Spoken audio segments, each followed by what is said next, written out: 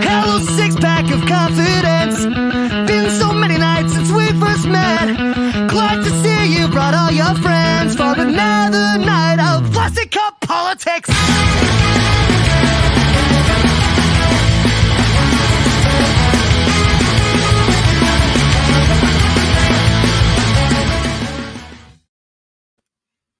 Oh shit, my camera just got disconnected and I don't know why. Okay, what's up? 1 second real quick. So tonight I've got the awesome Mike Termott coming on. I'm actually going to bring him on stage while I'm fixing my camera so that he can introduce himself and I don't look awkward. So Mike Termott, what's going on, brother? How you doing tonight? It's great to be with you. I'm sorry I can't see you right now, but for the sake of your audience, I should say that I saw you just a few minutes ago. I know that your camera can work, even if it's not working at this very moment, and you look good. Some of your audience is probably wondering, how you look these couple of months because you've been through some stuff. But you look good. You look healthy and you look ready to go. So I'm looking forward to that camera coming back on. There we go. I don't know what's going on. That was kind of weird. I had to put it in another USB slot. I don't know. We'll see. But okay. So Mike, thanks for coming on the show tonight. I'm glad to have you. So I guess tell everyone who you are, what you're doing. A lot of people in the LP know you already. Maybe some people watching don't know who you are. So kind of give the rundown and looking forward to the show tonight. Well, I appreciate that. I'm a guy who lives in the middle of nowhere of rural Eastern Virginia after having lived for 20 years in Florida. Langley? What's that? Langley? No, as far away from Langley as one can get and still be in the state of Virginia, I suspect. I did live in Florida for 20 years before moving up here a couple of years ago. I am by trade a professional economist. I worked as an economist for more than a couple of decades. I worked in commercial banking. I worked as a professional advocate in Washington, D.C. for almost a decade, advocating for freer markets, greater competition, reduced regulation in the financial services businesses. I worked as an economist for the White House for a couple of years in the Office of Management and Budget and a couple of other governmental agencies. I had my own business for almost a decade, educating financial services executives and providing strategic consulting, which my partner and I eventually merged into a larger company. I've taught economics at 3 different universities. And as a second career, I worked as a police officer. I was on the road in Broward County, the southern end of Broward County, Florida, for 11 and a half years. All of that on the road, all of that as a libertarian, which, as you imagine, leads to some interesting conversations and even occasional argument once in a while. I was lucky to find a police department that had a Whoop, you still there, Mike? Whoop, I don't know. Technical difficulties.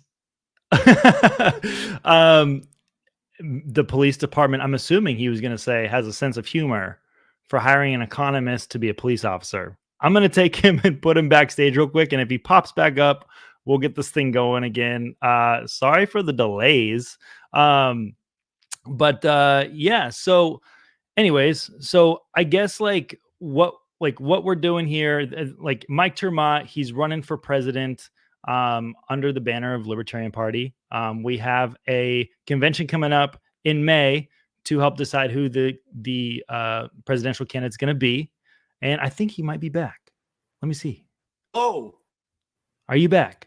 There you I are. am back. How are you? Okay, cool. I don't know what happened, but I don't know about it looked like our cameras cut at a moment. It might not be a camera problem. It might be some sort of connection issue. I think it might be internet connection possibly, but that's okay. So Mike, you've been, obviously you have a pretty diverse background with your career, teaching economics, obviously. and I actually went to college for economics. I have a degree. Excellent. But it was worthless to me because I never want to touch math again for the rest of my life. I work construction now, and I'm happy to do those kind of projects. It taught me, I guess, some things like, but I sure didn't learn enough about Austrian economics like I thought I was going to. Well, you have to pursue that a little bit on your own. Most schools don't go far back in the history of economic thought unless you're in graduate school. Right. I happen to know, though, that you're getting into project management in your career. So I do predict that your economics background is going to put you in good stead for a long, happy, healthy, and successful career. At the very least, I know how to write up a spreadsheet, and that matters. Almost does, no matter what you do today, that matters. Yes, absolutely. So, and you were just saying you went to, when you were in Florida, you got hired on as a police officer. And what led you to go from teaching economics into law enforcement? What happened in that phase of your life to take you in that direction?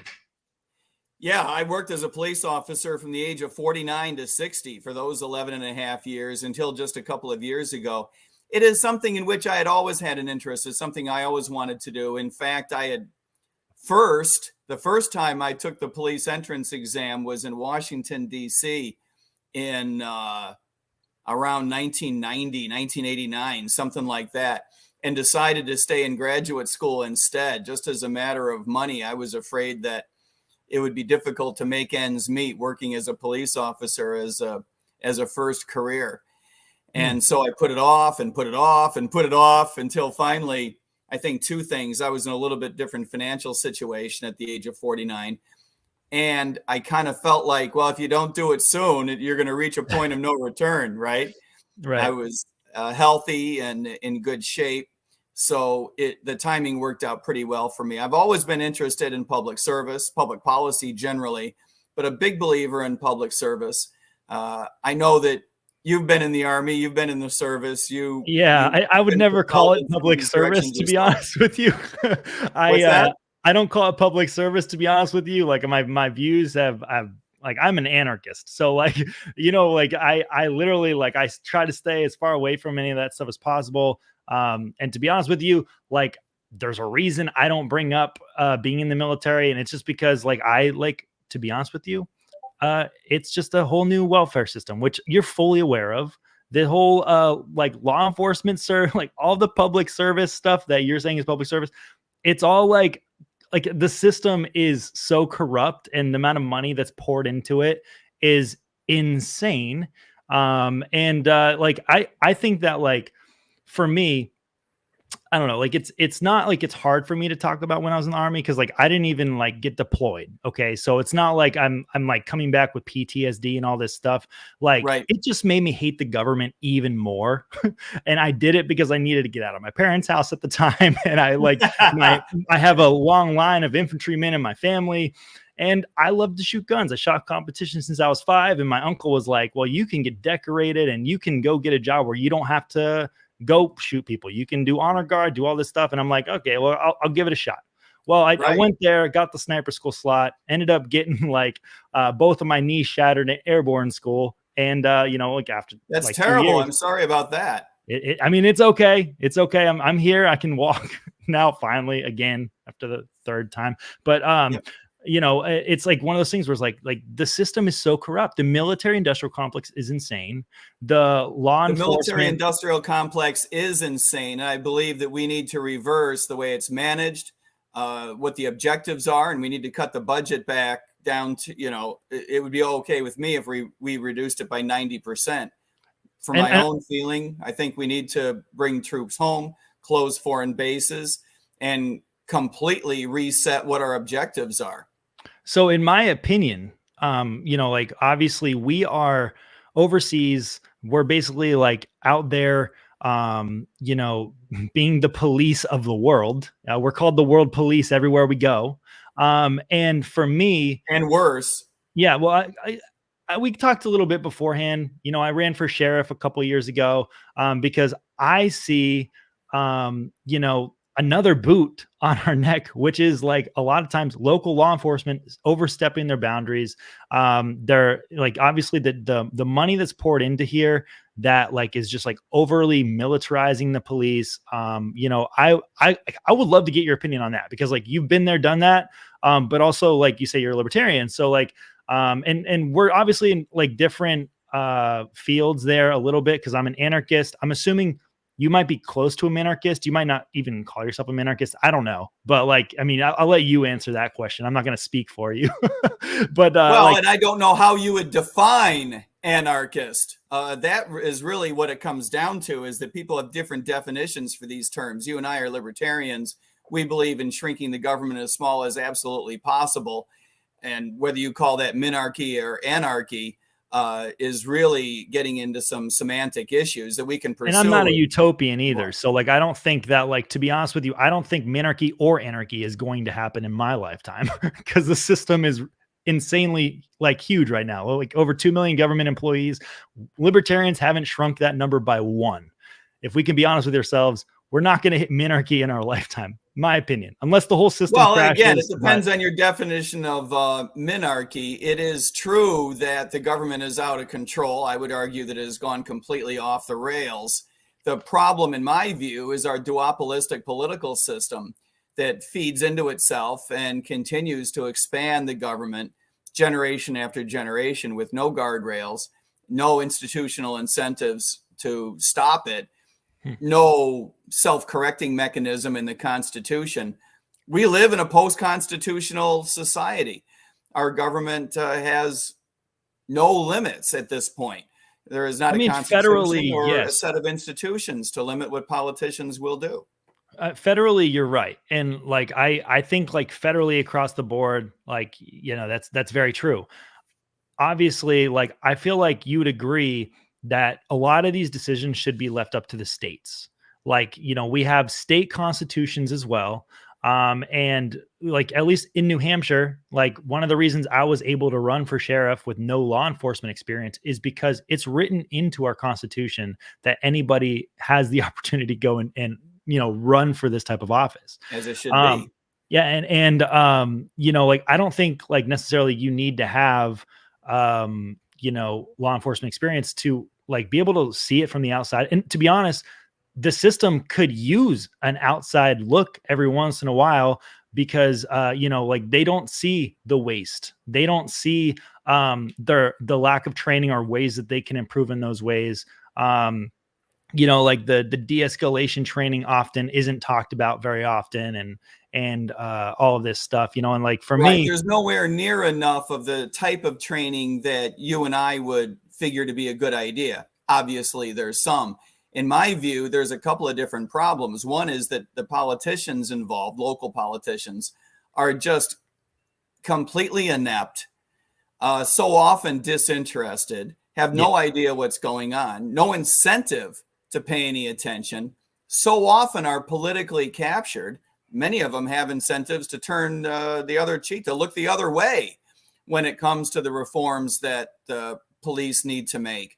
And of course, the police unions themselves are very, very powerful. It's very analogous to teachers' unions that are the number one roadblock to reform in terms of, you know, school choice, getting the government out of public education altogether, sunsetting public education altogether. It's the unions that stand in the way so often. True. The unions are like the right to work is like one of those things. Like, the unions are insane. I don't know if you just saw what happened in New York with the fires department union, but that's pretty crazy too. But like, this is like a normal thing. Like, the unions will like go out there, and it's insanely politicized. Like it's the bureaucracy just within the unions. I've been part of like a laborers union before, and they did not benefit me at all. Like, the unions do not speak for the people at all. In fact, they like, actually set up incentives that are so often in the long run, not in the interest of their members. They are in the interest of the leadership, and they seem to have coincidental interests with many of its members for a fleeting moment. But in the long run, they undermine competition and therefore undermine the ability of, in these examples, teachers, firefighters, police officers to earn greater wages. The biggest impediment to these folks getting paid more is, ironically, number one, the absence of competition for their services. True. And number two, the absence of differentiation in terms of pay for performance. Whether you're good at your job or crappy at your job, you're going to get paid the same amount. And there's no way to fire the bad ones. Right. And like, based on what you just said, I'm not sure how you would feel about privatizing the police, but I'm actually an advocate for privatizing the police and having privatized security forces. Like people hire what they get. Obviously, in Capistan, everyone likes to talk about this and how, like, you can have basically like some kind of like insurance policy where, like, you pay for your services through that, or your security through that, or in some kind of way. The way that it has to work is that communities need to be able to hire whatever agency that they want to hire, whether that is an agency in the public sector in terms of their own employees, a police department, or whether that's an agency in the public sector like the sheriff's office, or an agency funded by the state, or to your point, an agency that's in the private sector ought to be able to compete for that contract. Mm-hmm. Policing is one of those things that is somewhat different from primary and secondary education in the sense that there is inherently a geographic component to it. So yes, there's no effective, efficient way to go house by house and have everyone hire their own. They wouldn't be able to afford it. Right. Well, and like with a more privatized system too, like police officers would be held more accountable if they mess up. So, like, you know what I mean? Like, you're literally paying for their wages and they are held accountable to you directly, instead of going through this huge bureaucracy where you have unions and they like to sweep everything under the rug. You know what I mean? Sure. You would still have unions, but at least you could fire the whole organization if you had to and bring in another organization. And for me, like, I don't want to spend one dime. Like, I'm not okay with one dime of taxation. To be honest with you, I'm not like gonna lie to you. Like, if there was like if it was like a voluntary tax option, I wouldn't pay it.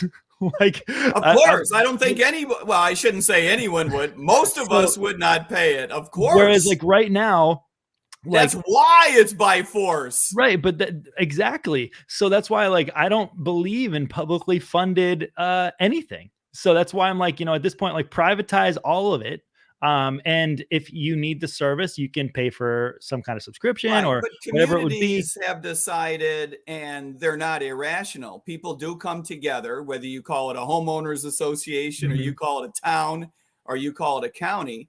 People come together and they decide what type of criminal justice system they want to have. I believe that states ought to stay out of it, but that would require a rehash of the criminal justice system at the state level, which I believe is coming someday. Not this year. What's your idea of like what police reform looks like? I guess we should kind of dive into that, because that is a big part of your campaign.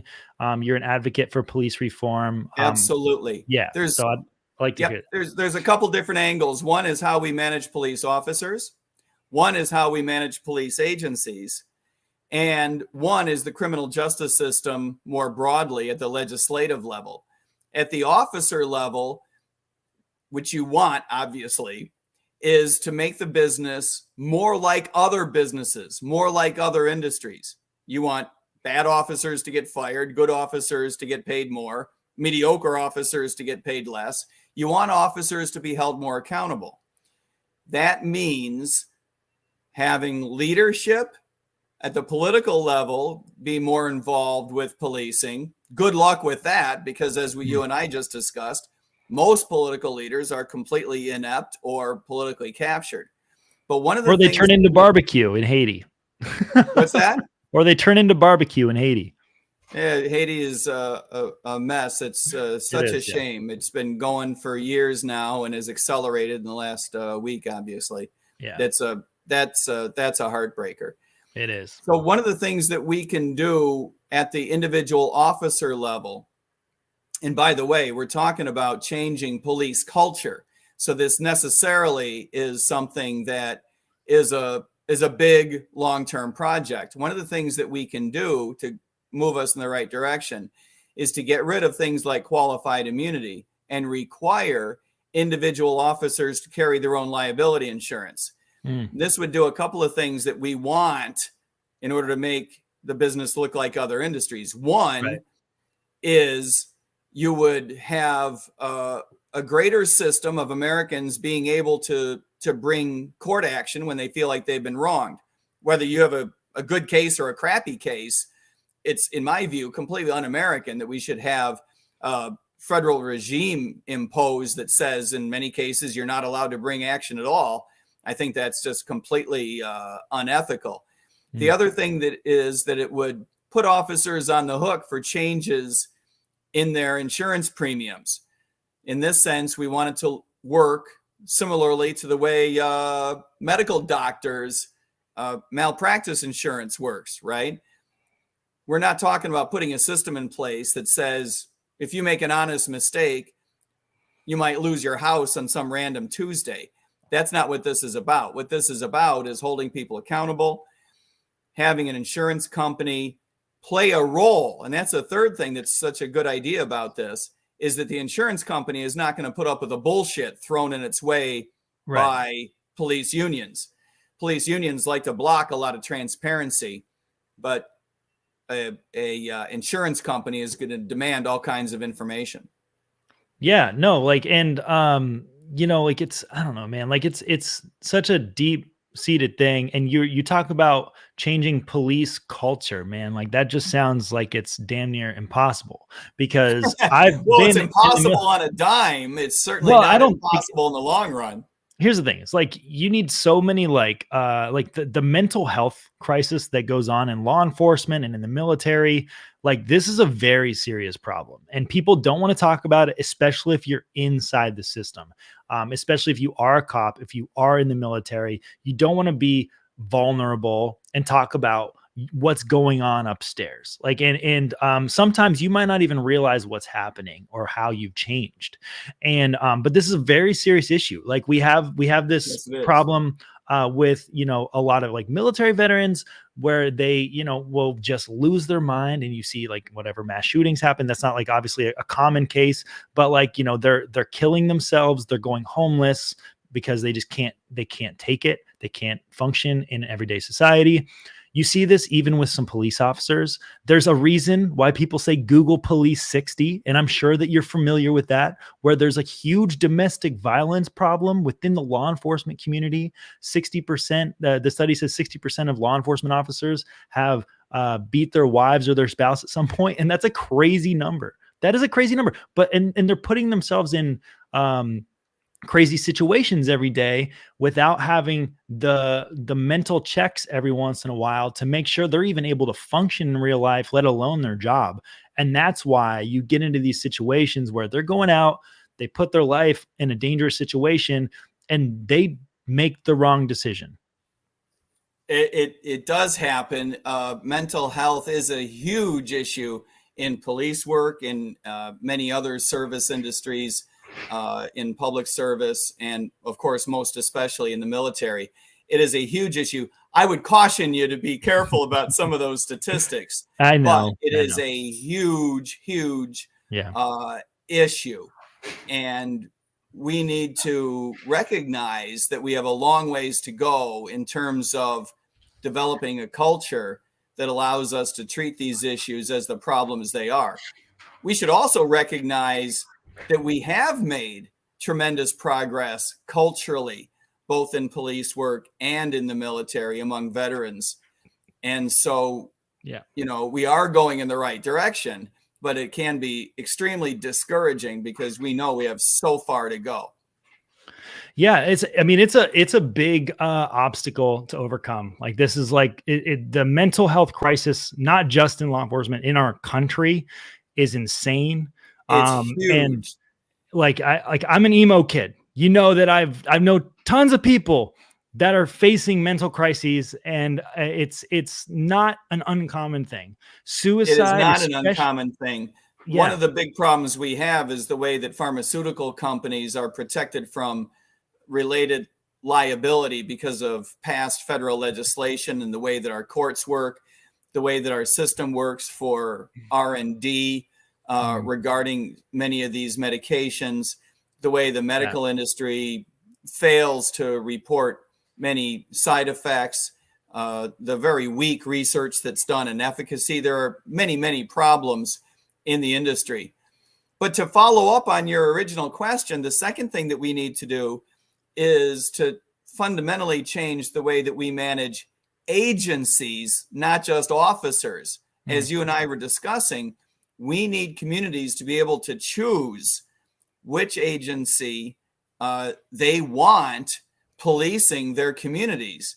It is one of the best ways that a community, assuming their political leadership is worth a damn, and so often it's not, but it's one of the best ways for communities to force an agency to adopt policies and protocols and law enforcement culture that aligns with the underlying values of the community. So if things go south, you can dump an agency altogether. You should be able to have your choice among private sector agencies as well as public sector agencies. I know where I worked, there were only two choices. You could have the police department, or you could, as the city reminded us from time to time, you could fire everybody and hire the sheriff's office. So that's good that they at least had two choices. Most communities don't even have that. They only have, the sheriff's office, love it or shove it. Right. And I think that in most places, what you need is changes in state law to allow towns to hire a private agency. Just like you could have an option to hire a private agency to pick up your garbage, a community should have the right to hire a private sector agency. Yeah. And so I guess, I wanted to play a quick video. I wanted to get your opinion on it because, as you know, there is also like another pretty serious crisis going on in law enforcement, and it's serious. We're struggling because there's a lot of dogs that are getting shot. And there was just another one this week in the news getting shot while someone was being detained. And this is a video I did last summer. I wanted to get your thoughts on it, get your opinion. I basically sat outside of a police station and we offered to buy back police guns for gift cards and donuts. So, oh, there's a cop right there. Hey, I'm with the Libertarian Party in New Hampshire. We're doing like a police gun buyback. I'm not sure if you had seen it or heard about it. Can I get a second of your time, somebody? We were looking to maybe talk to a couple officers and see if they'd be willing to sell us their service pistols or their PD cruisers or turning their backs. I love it. We're buying back police guns. So we're just going to try to buy their guns off of them for $25. Oh. Yeah. Will they do that? Maybe. I got $25 gift card if you'll turn in your gun. Why? Because they like to kill dogs. Yeah. So 30 dogs a day across America die because of law enforcement. So trying to save the dogs. But they don't want to sell us anything. I've got gift cards. That's awesome. They're not interested. Okay. Would they be interested in just turning in their badge? I'll buy them a lifetime membership to the party. It's like a $500 value. It's a pretty good deal.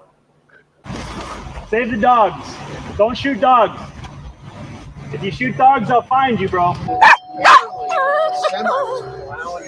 You guys want donuts? They're free. Hey, you might get a taker. Oh, you did, I think. Handing us over, man. They're not there to serve us. They're there to fuck us. You ain't shit. You're a servant. See, if a servant were to start talking to some rich person right at a nice house, what would happen? They get fired, right? It's the same thing. We pay your bills, so therefore you should respect us. At the end of the day, man, like we need to raise awareness and talk about it because the conversations aren't being had by our selectmen or our town boards or our state reps. They don't give a shit. They're not here to work for you. They're just here to make money and fuck you, man.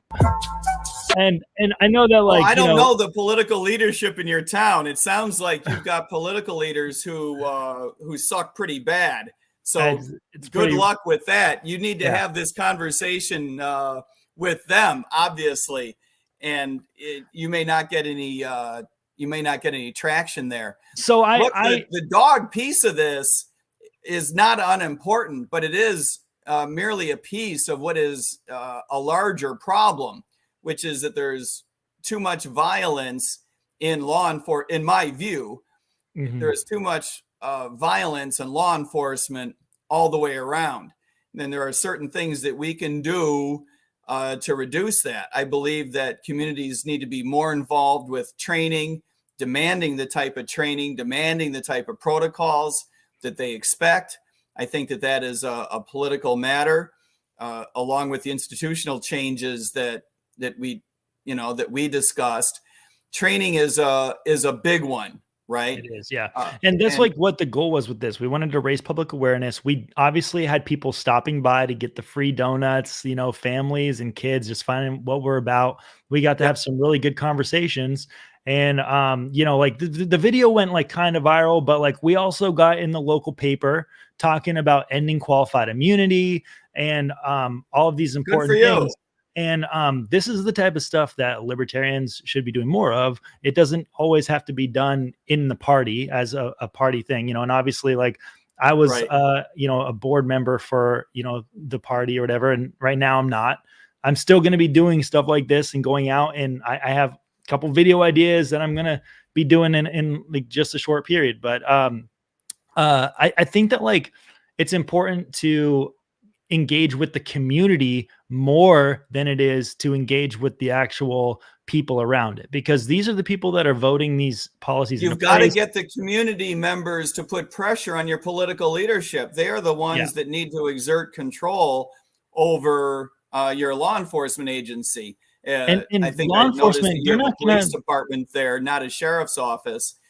You've probably got a mayor in Manchester. Certainly you're going to have some sort of board. They need to be exerting control over that police department that forces them to behave in a way that aligns with your values. Yeah. And I think that that's what it is like, what the one guy said is absolutely true. Like they work for us. That is literally like what it is. And if it is public service, then like they literally work for the public. And of course. But the problem is they're not held accountable to the public.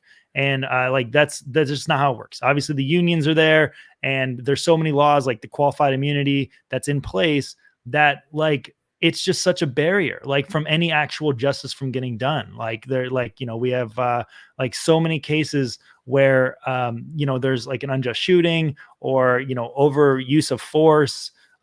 Someone's dog gets shot. Has Manchester had an overuse of force problem?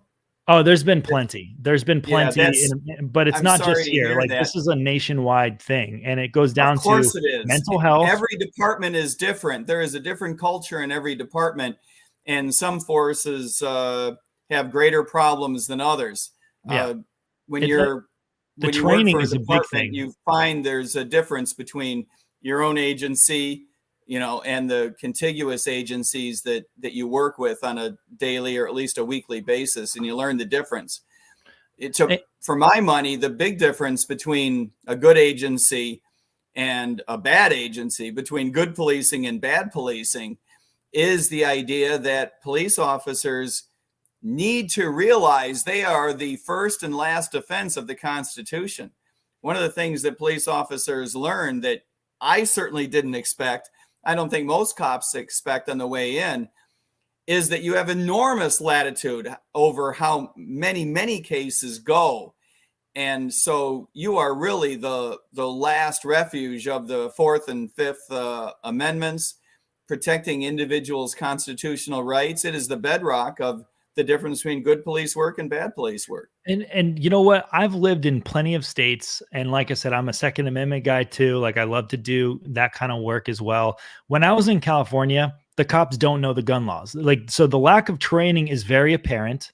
I can't tell you like how many cops in California don't know their own gun laws. I'm telling you, man, like I know how to, I know the law. That's Like weird. back when I had to keep a copy of the gun laws in my gun case because there was more than one time where it, not just like cops, but like Fish and Game, who has arguably more power than a lot of times. I almost got arrested by Fish and Game one time because they thought I had an illegal weapon. And I pulled the law out. And if I didn't have that, I would have been put in cuffs right there. So like it's like, you know, the training is huge. It's not just law enforcement either, but it is very much so a huge issue. That combined with the mental health crisis is just something that needs to be fixed, and there needs to be some kind of check there. Absolutely. Raising the And then awareness is huge, and having a police officer, a former police officer, speak on those things is also big. So like I do appreciate you for doing that, and like I hope that, you know, other people in other agencies will see this and, you know, kind of maybe consider looking at what's around them a little bit. Absolutely. There is a change already going on. The third leg of that three-legged stool of criminal justice reform is the system itself. The biggest piece is that we need to end what is obviously an unethical and counterproductive war on drugs. We need to end it at the federal level.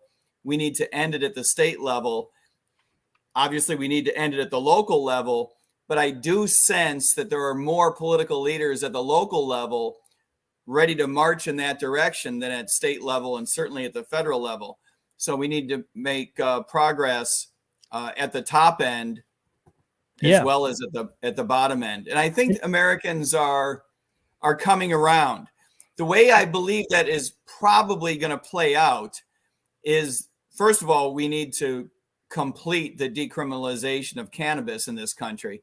But I believe that the next step in how this is going to play out is that there will be a wave of decriminalization for drugs that are not addictive, that do not have established addictive properties. And then once Americans in a number of states get comfortable with that idea, then we'll be able to go after the rest of the decriminalization of the rest of drugs that have addictive properties. I believe that Americans will increasingly recognize that it actually allows us to treat drug problems better by bringing them out of the shadows, shutting down what are obviously incredibly dangerous black markets that we've created in the United States today. Yeah, and the black markets are created and facilitated by the government system. It's by the overuse of the law enforcement and of the military and of the CIA. And the CIA, I mean, used to peddle cocaine. So it's like, this is like actual anything to raise a buck, right? If the law guess. doesn't apply to you, then, you know, go for it, jump in the black market, make the dollars that you can. Ending the drug war is really important, man. Like I agree with you. Like that's a huge thing. And another one obviously is like civil asset forfeiture. Like that's a big thing that I was trying to do here in New Hampshire, was like end no-knock warrants, and the civil asset forfeiture, whereas like just in the last like several years, there's been over $10 million in assets stolen from citizens here in New Hampshire.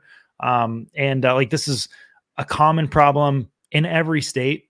I was focused obviously locally, but it's an extremely common problem. And interestingly, unlike qualified immunity, when you talk about civil asset forfeiture, when you talk about no-knock warrants, I think you'll find that most police officers, I don't have data to back me up on this, but around half, and I'm guessing most police officers will be on board with that. Yeah. Not with giving up qualified immunity. Most officers still fear giving up qualified immunity because I don't believe that they understand it as well as they should. They actually think it's more important than it is, and they don't understand that replacing it with private sector insurance in the long run will be good for them in terms of compensation. Yes, right. You're right. You're absolutely right. And proving that your record is clean and that you're doing your job the correct way lowers your insurance costs, just like it does with car insurance, right? Like this, you're right. You're absolutely right. You know, if you and malpractice insurance and Might have lost you again there, Well, Mike. competitive for the others, they have salaries. There you are. What's got to work? Might have lost you again. Heard a couple words, but you're frozen on the screen. Oh. That's okay. So what I'll do real quick is I'm just going to give a quick word to the sponsors from a sponsor, and I'll bring you back up in a quick second. So one of tonight's sponsors is Blood of Tyrants Wine, the official spirit of 1776. Are you looking for a nice Merlot, a nice night in to sip some Merlot and like enjoy feasting in an array of memories and fantasies of destroying the tyrannical state? Look no further than Blood of Tyrants Wine. If you go to FSM or Blood of Tyrants.wine, you can get 10% off, using the promo code FSM, and it's going to be great. They have some really good energy drinks too, which I think you guys will enjoy. And he dropped off the call completely. I'm sure he'll be back in just a second. There was a slight internet hookup, but long story short, I guess what I'll do here is I'd like to pull up his platform and we can kind of look at that real quick. Sick. Until he comes back in here, that might be the best thing to do. So we will, there we are. All right, cool. So this is his website here. And if you go to there, he's got his platform here, the Gold New Deal, which is what we're going to be talking about next. You can also donate here. And he's got a really cool campaign ad coming out soon, which is made by a lot of our friend Dan Smots. So I think you guys will like that. I'm looking forward to seeing it myself as well. And Mike is back. What's up, man? There you are. How are you? I don't know Good. what happened there. Your camera was lost to me, and then mine was. So it's just like one of those days, man. I'm wondering if like there's something going on with the clouds, or maybe it's a psyop. I don't know. Langley's not happy right now. You were saying the wrong things. The feds were pissed at you. Maybe. We were just talking about ending the war on drugs and changing police culture, both for individual cops and at the agency level, and changing the way we hold people accountable. The one thing I was going to close up with is that this is very, very analogous to the changes that we want to make in schooling. We want to phase out the government involvement in primary and secondary education altogether. And I believe that a stepping stone toward that will be competition with private schools programs, and that will help phase out public sector schools. It will create greater competition for the best teachers. It'll help hold teachers accountable and give us a better education experience all the way around, as well as better align families and their values with schools that represent their particular unique situations, which is something that we need to do in policing and every other market. Also, I forgot to highlight, by the way, congrats on winning the PA debate. I'm sure that's huge for you, because you've done how many debates now? Like the first time I saw you and met you was actually at Pork Fest last year, and that was a fun time. I was happy to meet you there. And then I also saw you in Connecticut. We did a little video in Connecticut, and that was fun. That's going to be, I'm releasing that really soon, by the way. It's pretty funny. But congrats on winning the PA debate. Really, really cool. I guess you should talk about that a little bit. If you can. You're frozen again. Which is totally fine, because I can just keep going over your website real quick. Let me pull you off and we'll do the whole website thing. Let's see. So going through here, we have, let's see, is he back? I don't think he's back. No, he might be gone. We'll go through the Gold New Deal. He has an entire thing here where, he's got like, this is his whole spiel. Like, obviously Lars has the unrigged the system. I have no clue what Chase is running on. We've wrecked the regime, and then the Gold New Deal. These are the really the three that stick out to me. And let's see, Mike, are you back? I think I don't know. Can you? I guess can you hear me? we'll see. I guess we'll see. All right. It's all good. It's all good. Definitely the feds. There's definitely some stuff going on there. Well, we'll speak quickly in case we get cut out again. You were highlighting the Gold New Deal. I do believe that we need a fundamental change in the relationship between us and the government. As a prime example of that, the idea that there should be a financial relationship directly tying the federal government to us as individuals, I personally view as wholly inappropriate. Anyone who's ever been audited by the IRS, as I have, you understand that that is a weird, lopsided relationship. That is not a battle of equals. I believe that we need states in between us to stand up for our rights. I believe that to the extent to which the federal government needs revenue, and you and I and other libertarians would argue that the federal government should need precious little in revenue by comparison to the amount of money it collects today. But whatever that number is, and we want it to be as small as possible, the federal government should be required to go to state legislatures to get funded, not to us as individuals. That is why I'm not a fan of reforming an income tax. I believe that the federal government should not be going after individuals through an income tax at all. The flagship of the Gold New Deal is the idea that we need to give states a constitutional means by which to opt out of federal supremacy and means by which to, in effect, nullify conflicts between state law and federal law and to resolve those conflicts in state court. This is that's a great. primary vehicle for decentralizing the enormous power that the federal government take into itself. What do you like? So if you want, obviously you're for the states opting out of all these things. So I might be assuming here, but I definitely would love to get your opinion just real quick on like secession. What do you like? How do you feel about that? Like, that's just one shot. You nullify all the federal laws, right? Like, you could. Look, however you feel about secession as a practical matter, as a political matter, about, however you feel about how effective it might be or whether it's a good idea or a bad idea, I think we need to start out by agreeing that it is the right of people to cause their state to secede from the Union. It has to be legal.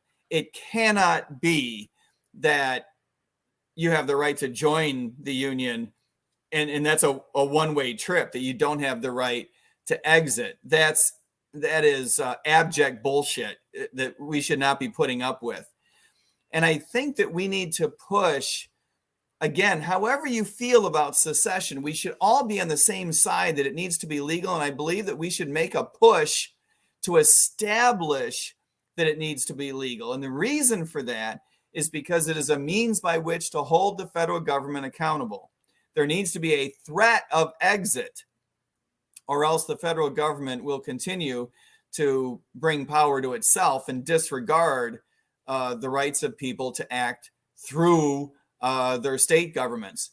Now, as a practical matter, I'm not terribly optimistic that secession is a good option for most people. It may come to that.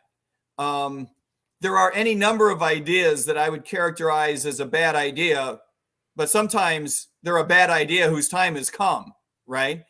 I don't think we're quite there yet, but we are rapidly approaching it.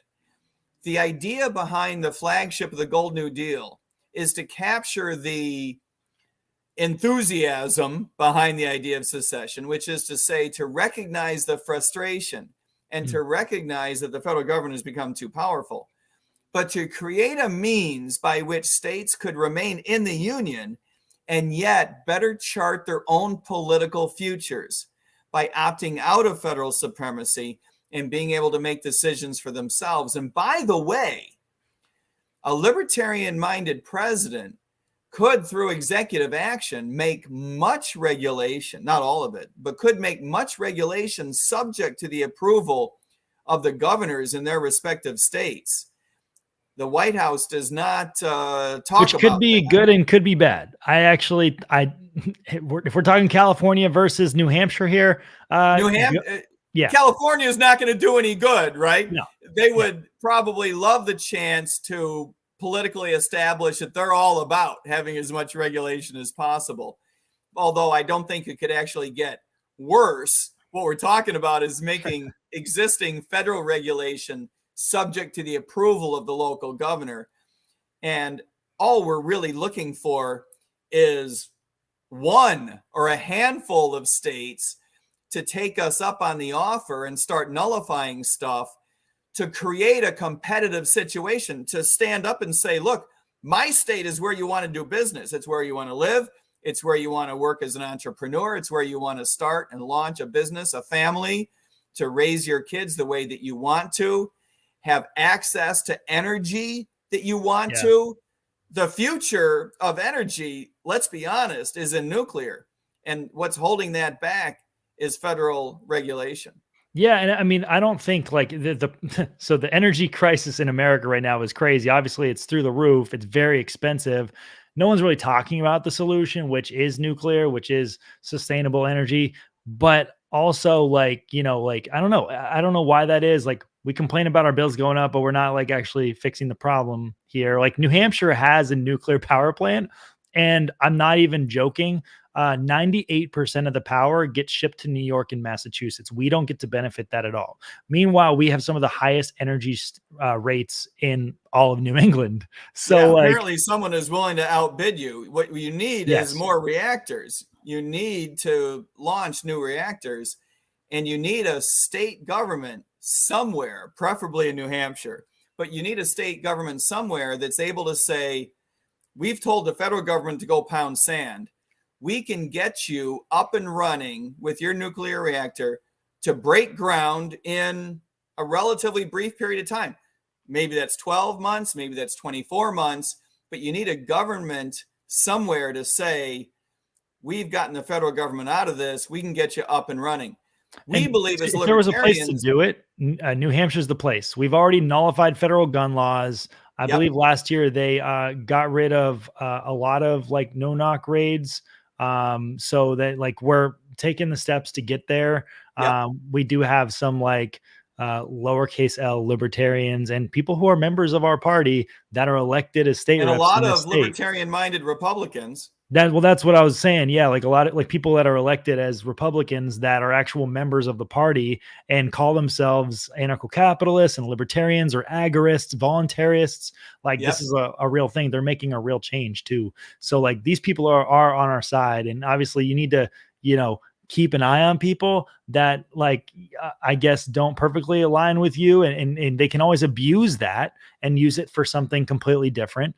But from what I'm seeing, like they're doing a lot of great work nullifying. And I think that is actually a great point maybe to wrap up on is like, I think personally, libertarians should focus more on nullification than to pass new laws. We don't need to keep adding to the book. We should be taking it away and rolling back the state through nullification. And I think that's very possible at a local level. I don't think that we're even close to being realistic in the case on the national level. Sorry. But like, I think that like we do have people locally elected to mayor, selectmen, and these are the type of things like you can roll back the power, at least within your own town. And it makes you significantly more free because these are the roles, the laws and everything that you have to directly respond to in your community. So. Yes. Well, the reason the Republican Party and the Democratic Party are so successful, besides the fact that they control the media, they leverage fear, and they control ballot access and the way the game is played. The reason that they have been able to get themselves into such powerful positions is because they're able to play this game at every level. You are right that the local level is where so much activity can take place, especially in terms of nullification, but also, as we spoke earlier, about imposing your community's values on your public servants. But it is also true that we need to get things done at the national level for the branding opportunity that it is. Yeah, you're right. Has It's a huge branding and marketing opportunity to get the word out to people. We spend millions of dollars every presidential election. And if we can't get our message across with that money and with the effort we put into that, and we don't have the right spokesperson, then it's, you know what I mean? Like we need to. In the past, our failure has been that we haven't had the right platform. Right. As you know, I'm running on an extremely transformational collection of libertarian ideas. And I believe that that is the right thing to do, both in terms of branding our party. Having run for Congress in the past, I know that the value of the libertarian brand is approximately zero. And I lay that squarely at the feet of past presidential campaigns that have not correctly branded us. But it is also the right thing to do in terms of getting as much attention as possible. I believe that it is incorrect to say that you need to choose between a strategy of getting as much attention as possible and a very principled platform. I believe the answer is the same, that we need to run an extremely principled campaign to get the attention, because we need to differentiate from the Republican Party and the Democratic Party, to do so in a way that leaves no doubt that we are not, as Gary Johnson used to say, merely fiscally conservative like Republicans and socially liberal like Democrats, right? Which was lying, because those parties don't represent those values anymore at all. And this is what our campaign is set up to do. That's what winning, and that's what victory, and that's what success looks like, is getting our message out and forcing the duopoly to take into consideration our values and our voters. We are in it to disrupt American politics and to fundamentally leave it unchanged for the future. You mentioned Gary Johnson. You know about Aleppo, right? That's what I'm talking about. Yeah. The reason his campaign imploded is because once he made the eventual mistake that every politician is apt to make, right? His campaign imploded because he had not given people a reason to hang on to him. Right. Contrast that with someone like Donald Trump, who, you know, we all hold in disdain because he's not ethical, he's not libertarian, he doesn't represent our interests. But consider, this is a guy who once famously said, paraphrasing, "They tell me I could probably shoot someone on Fifth Avenue without losing all my support." However you might hate Donald Trump, or however much you may love Donald Trump, he's probably right about that. He says more stupid things than "what's Aleppo" every week, sometimes every day, and he doesn't lose support because people know exactly why they hate or exactly why they love Donald Trump. Not so much with Gary Johnson. Have you already, do you have any ideas in mind of who you'd want to be your vice presidential, your partner? I do, and that is not something that we're at liberty to discuss here, but I can tell you. You can tell them it's me. It's fine. I'll whisper to you. The idea is to make sure that it is someone who aligns with what it is that we're trying to get done. Right. And that is run an extremely transformational platform, completely dedicated to our principles and uncompromisingly so. And B, to preserve our credibility. We work extremely hard at maintaining our credibility through our social media, through our print, our websites, all of public appearances. We're running a very transformational platform, but we back that up with details. We back it up with plans, and we lean very hard into my own personal background in public service and public policy, because it is true that the American public, outside of the Libertarian Party, the American public and big donors and big media are going to expect there to be a threshold of credibility that you must clear in order to be taken seriously and for your ideas to get heard. Yeah, no, I know. And I know you've been working real hard. I mean, like I said, you go to pretty much every debate that I see, as many as you can, at least. Are you going to be in Massachusetts or New York this weekend? Both. Both. Okay. Well, I will be at the LP Massachusetts thing Friday and Saturday, and I won't be in I'll New York. see you Friday night then. Yeah. So, you know, I guess we'll wrap up. You know, I think one of my favorite parts of my interview with you in Connecticut was I asked you, would you be willing to change the national anthem to the Black Parade? And what was your answer? I'm sure it was no. It was no. And I was so mad. I was so mad. And then I offered it a second option, Ohio's for Lovers, and it was still no. So, Mike, I just need you to go Ohio out and for find Lovers is a good song, but it doesn't quite cut it as a national anthem. I need you to find a good emo anthem that we can replace the national anthem with. That's what I need from you.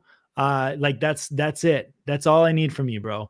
I hear you. I hear you. I'm a big advocate for you can't go to hell if you're already there. Well, and also one more thing, no more singing the national anthem on social media. You and I will sing together whatever the new national anthem is. Okay. All right. That's a deal. That's a deal. Maybe we'll pick something out on Friday and sing it together. Sounds like a good time, man. As long as the camera and the audio recording is turned off, we'll sing whatever you want. Okay. All right. Well, I'll, I guess wrap up, like tell everyone where they can find your stuff. And you know, tell them where your website and everything like that. The website that you pointed out is all good, MikeTremont.com. It is easier to spell, goldnewdeal.org, and you'll be able to find the platform. You'll be able to link to our other websites. You'll be able to read about the campaign, people on our staff. We have now a total of 20 on our professional team, plus another dozen advisors, plus lots of volunteers. So the team is big. It's getting ready. We're almost ready for the general election. We're ahead of schedule. I wouldn't argue that we're ready to launch into a general election tomorrow, but we will be ready in a couple of months. And you are right.